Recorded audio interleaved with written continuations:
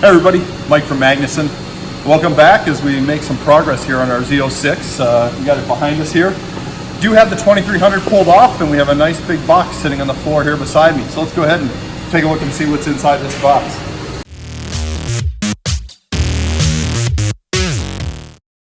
Okay, we got our TVS2650 pulled out of the box on a table here. But before we dive into this unit, let's take a peek at some of the other superchargers that have been on this car so far. All the way to the side, we have the LT4 TVS2650R supercharger, which was the original supercharger on this car.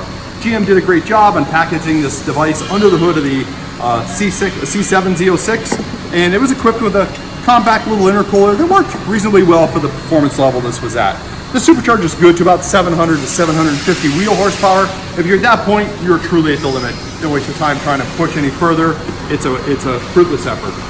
The next supercharger we have here is what was on the car previously, is a TVS. We had already updated this car to a TVS 2300. The 2300 offers significantly more displacement and a much bigger intercooler. So you can see the comparison here between the two coolers. They're about the same thickness, but we have a significantly larger area for the air on that one. Finally, we're moving to the TVS 2650. This is the Magnum DI unit.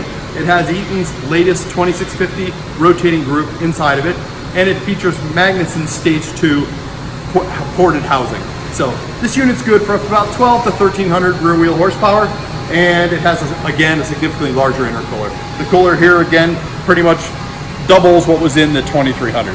So you can expect very high efficiency with this unit, excellent cooling from the intercoolers, and even more power, which is what we're all about here, some more power. So let's go ahead and take a quick look under the hood of the car and get us a look at some of the modifications that are needed to fit this, since it's not a direct bolt-on supercharger for Z06. Okay, so as we talked about earlier at the table, we had a couple modifications here to do the car to be able to fit this TVS 2650 onto the Z06. It does fit completely under the hood, but that doesn't mean it's a bolt-on. The first thing we have to do is clear everything in this valley. This valley, the supercharger will extend all the way over the top of the valve covers. So the coils mounts for the top coil mounts are in the way. You can see they have been removed from the valve covers and they have been relocated to a lower position. So we've had to move those coils down out of the way. That's the first modification that had to be done. The second one's a fairly simple one. A new fuel line had to be run. The fuel line comes, and instead of connecting here and going straight down through the valley, it now has to run around the outside. That allows us to get the fuel down there and to give all the space needed to fit this under the hood.